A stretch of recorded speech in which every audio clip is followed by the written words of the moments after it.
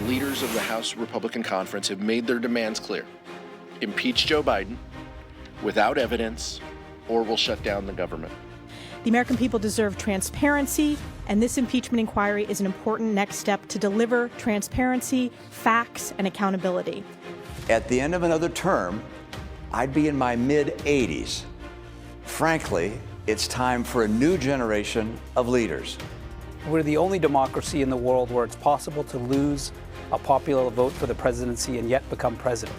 Hello, everyone. I'm Major Garrett in Washington. Welcome to America Decides. House Speaker Kevin McCarthy is defending his decision to open an impeachment inquiry against President Biden.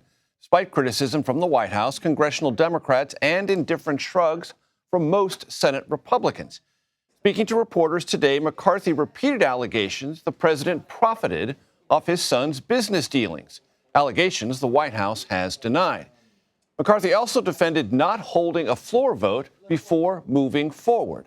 The White House called all of this, quote, a baseless inquiry and extreme politics at its worst. For more on this, Catherine Herridge and Scott McFarland join us now. Catherine is CBS News senior investigative correspondent. Scott is a CBS News congressional correspondent.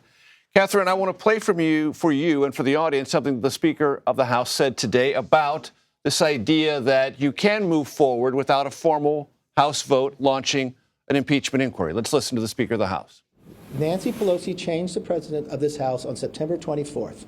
It was withheld and good enough for every single Democrat here. It was good enough for the judge. Why would it have to be different today? What we've learned in the last couple weeks, wouldn't you want to know the answer to? That's a reference to the way the Ukraine impeachment was handled. You can look to the history for that. But what I really want to zero in on, Catherine, with you is what the last two sentences the Speaker were. What we've learned in the last couple of weeks, wouldn't you want to know the answer to? What do House Republicans think they've learned in the last couple of weeks relevant to this matter? Well, they've had closed-door depositions from a number of the FBI and IRS agents who were involved in the Hunter Biden investigation.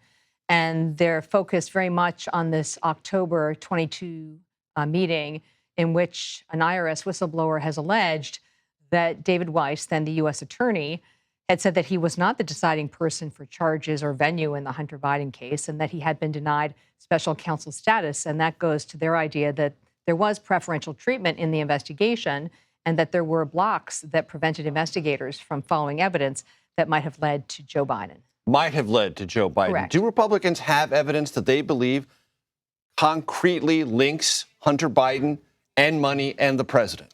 What they have through the bank records that they have subpoenaed is what they say is evidence that $20 million went to the Biden family. Their central allegation, I think, has evolved in recent months to being one that it was a scheme to enrich members of the family, of which Joe Biden was one, that Hunter Biden was trying to cash in and trade on the family name. And you're correct, there's not a smoking gun wire transfer that shows money going to the president, but it's clear from the banking records that the family did receive the benefits of Hunter Biden's foreign business deals. On that point, I interviewed for my show, The Takeout, this week, Adam Smith, ranking Democrat on the House Armed Services Committee, and I brought up this idea about the impeachment inquiry and evidence gathered so far. Let's take a quick listen. There's an incredibly complicated relationship between Joe Biden and his son Hunter. But after a difficult one, let's be candid. Absolutely. But after a very thorough investigation, it's 100% clear that no part of that relationship has led to any money winding up in Joe Biden's pocket. That is absolutely obvious at this point. So this impeachment inquiry is simply Kevin McCarthy once again trying to appease the extreme right-wing MAGA Republicans in his caucus. Catherine, based on the record established so far by House Republicans, is it right or wrong for Adam Smith to say there is absolutely no evidence any money wound up in Joe Biden's pocket? I think it's fair to say that there is ample evidence through the banking records that about $20 million went to the benefit of the Biden family. Hunter Biden, his children, President Biden's brother. There is no wire transfer that shows it's winding up in Joe Biden's bank account.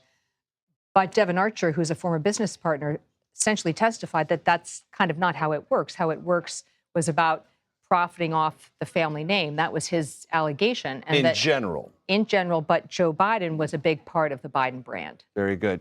Scott McFarlane, I want to bring you into this conversation because amidst this, as you well know, and every member of Congress knows, House and Senate, spending bills have to be approved by the end of the month or there's going to be a shutdown. What are the soundings today on that front?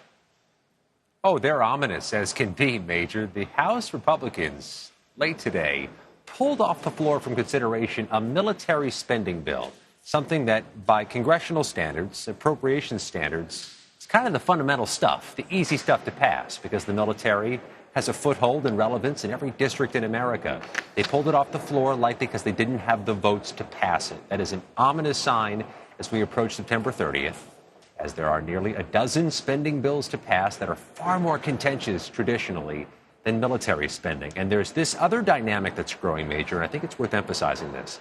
As I spoke to dozens of members of the U.S. House today, notice members of the House Freedom Caucus, the more conservative members of the Republican Conference, were emphasizing that a government shutdown, should it happen October 1st, might not be a bad political thing for them back home. Take a listen to Congressman Tim Burchett of Tennessee.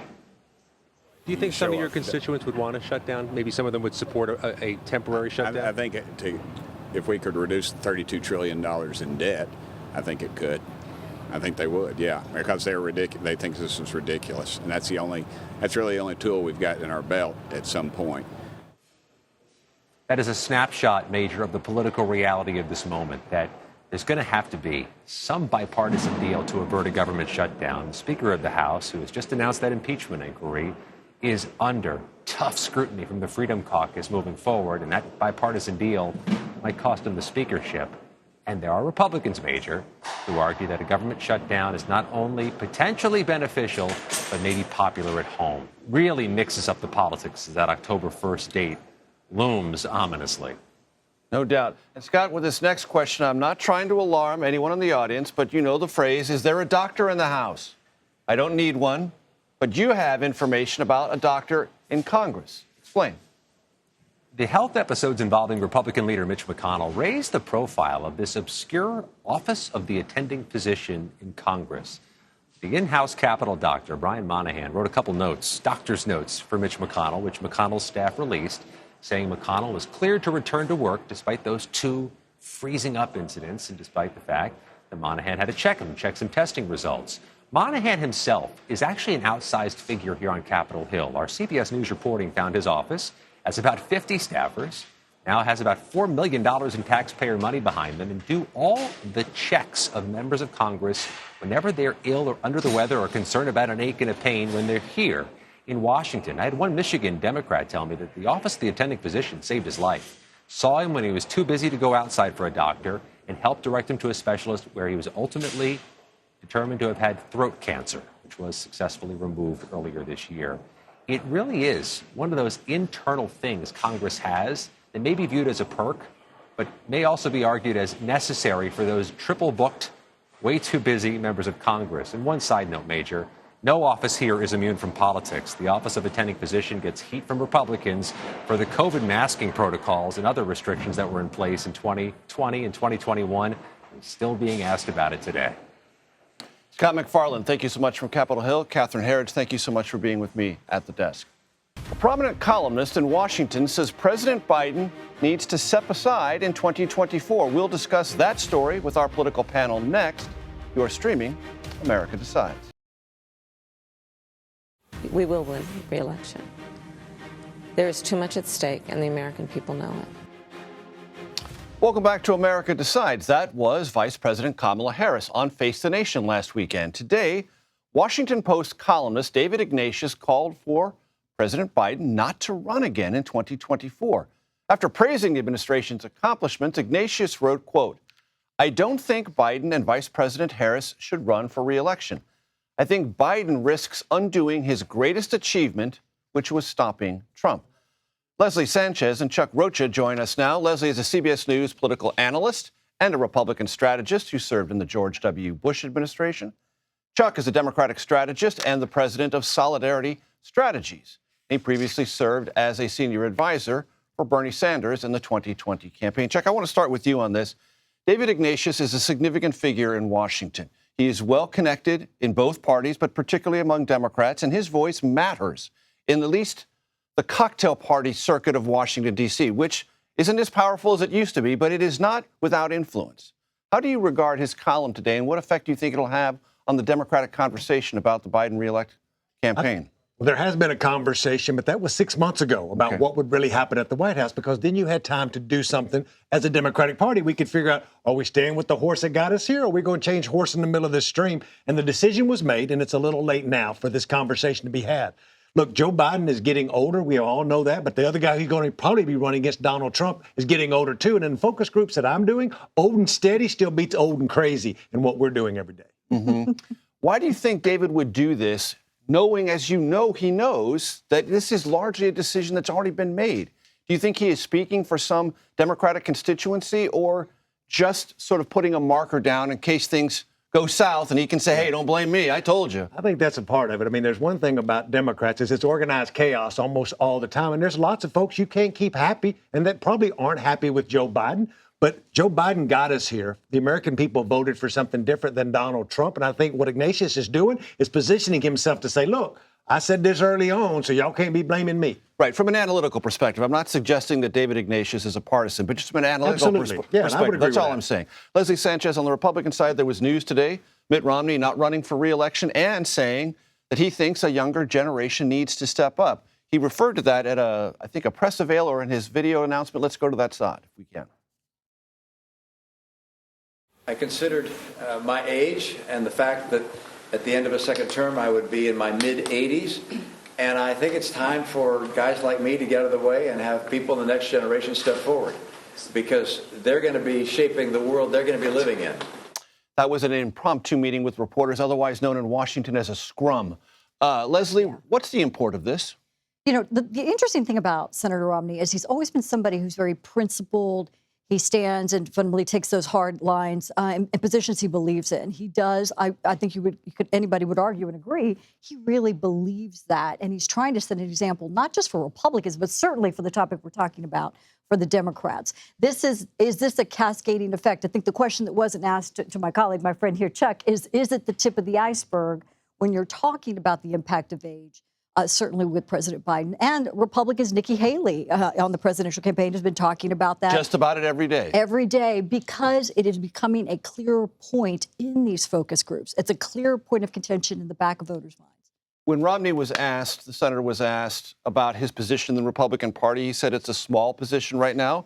The party is controlled by Donald Trump, which he said is the demagogue portion of the Republican Party. He says he represents the wise wing that he hopes will have, at some point in the future, maybe distant, a re-emergence. Where is the Republican Party absent Mitt Romney now? I think a lot of people think that part of the Republican Party, even going back to Reagan, we heard a lot about former President Ronald Reagan, the Reagan generation, the impact of the Reagan generation, where there were so many people that came to run and stood on his shoulders as a Reagan conservative. You can't say that there's a large group of Trump populists, a Trump new Republican Party. There's not those lanes yet, but I increasingly believe that part of the Republican Party is more of a footnote. It's going to be in our recent history. The Reagan part? Look. Oh, the Trump part? I would say where Romney is, the establishment party, the big business, a big industry, Northeastern Republicans. Yeah, very much so. That's probably why he couldn't win his primary, and that's another reason why he probably retired. His primary, and it's so interesting because if you talk to voters and they say, oh, you know, Trump has, if you're looking at Trump and looking at a Romney, there is not a lane for a Romney type of Republican. They want an alternative. Chuck, I want to ask you about a conversation that Democrats are having pretty much in the open right now, which is, one, poll numbers for Biden are worrisome and the sky might be close to falling. And then there's others like, calm down. He's fine. Actually, the underlying numbers, if you dig a little deeper, Jim Messina is certainly there, a very prominent voice in the Obama campaign and re-election campaign, said, don't worry about it. On which side of that ledger do you fall? I've been running campaigns for 34 years, and I'd say I'm a little bit of both. As a Democrat, I get up worried every single day. Right, but that's a given. But I mean, particularly with Biden and what you see in the data right now. What's changed from 15 years ago, 20 years ago is this partisan divide that you just described within your own party and within my party. People have run to their corners, and there's such little bit of America left in the middle that's undecided in just a handful of states, Major. You've been out on the road in Pennsylvania, Wisconsin, Arizona, Nevada. This whole thing will be decided in 5 states. And guess what? It's 50-50 partisanship in either state and such a small sliver. That's why we talk about Latino voters, black voters. If you don't get the exact same percentage that you got 4 years ago, if it drops off a percentage, every little percentage will matter. Hence why I wake up worried every day. And to that point, I'm not trying to stump you, but if this stumps you, I'll be happy. Name me a state that Biden won in 2020 you think he could lose, and one he narrowly lost you think he could win. I think he could win North Carolina. And I think you could easily lose Wisconsin. Leslie, same question for you about Trump or the Republican nominee. Let's assume it's Trump, but if not, a Republican, 2020, they lose one that they won and they gain one they lost. The challenge, and I want to be fair because I was thinking about this question consistently. The challenge, Major, is we're increasingly seeing a lot of these working class voters who identify as Democrats, but increasingly don't like or feel that the Democratic Party has abandoned them. That's the old Reagan line. You feel you're doing better now than you were before. Because you have a lot of voters who don't necessarily register on the votes, Latino voters being the same. They may be Democratic. We're going in the field right now, Democratic, they consider themselves self-identified Democrats, but who would vote for Trump over again in a state like Texas. They would like an alternative that is somebody not favorable to DeSantis, but they're looking for an alternative, and they're not going to be siding with the traditional Democratic Party. So, do you have 2 states? I would say I wouldn't put... Do you think Trump could lose North Carolina? I don't think at all. I don't think so. I think North Carolina is strong. I think. Is there one he could win back that he lost? I think we could be more competitive in Pennsylvania. Pennsylvania. All right. Leslie Sanchez, Chuck Rocha, good to have you with us. Thanks so very much. Rights for minority parties in legislative politics. Well, that's a staple of Americans' political experiment. Next, we'll talk to a political scientist who says that century-old tradition and kind of institutional norm protect minority rights. Well, maybe less democratic than you think, and might even be causing some long-term damage. More on that later. Actually, on the other side of this break, we're streaming America Decides. Welcome back to America Decides. Let's start with some basics. One feature of the American democratic experiment in the legislative arena has been preservation of minority party rights. It's written into the U.S. Congress and how it does its business. Almost every state legislature in our country has mechanisms to protect minority party rights. This is an outgrowth of the founding of our country, when the founders were not only concerned about monarchies and kings, but they were concerned about majorities, even duly elected ones, running roughshod over minority parties in a legislative context. And this has achieved what we now regard as an institutional set of normality around it. But over the past 250 years, some political scientists, like Harvard's Daniel Ziblatt, think a few of those century-old institutional norms, well, maybe they've become antiquated, possibly even fundamentally undemocratic.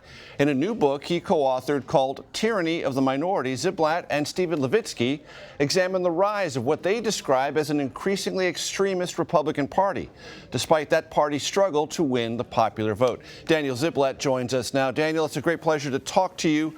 I want you to explain what you mean by tyranny of the minority. Well, we're the only democracy in the world where it's possible to lose a popular vote for the presidency and yet become president. And that's just part of a broader problem in which political minorities very often govern over political majorities in the United States. Now, our Constitution is, of course, as you noted at the outset, a remarkable and at the time a revolutionary document. But if you look at the arc of history, Americans have done the hard work over the last 250 years of making their Constitution more democratic, as citizens have in other countries as well.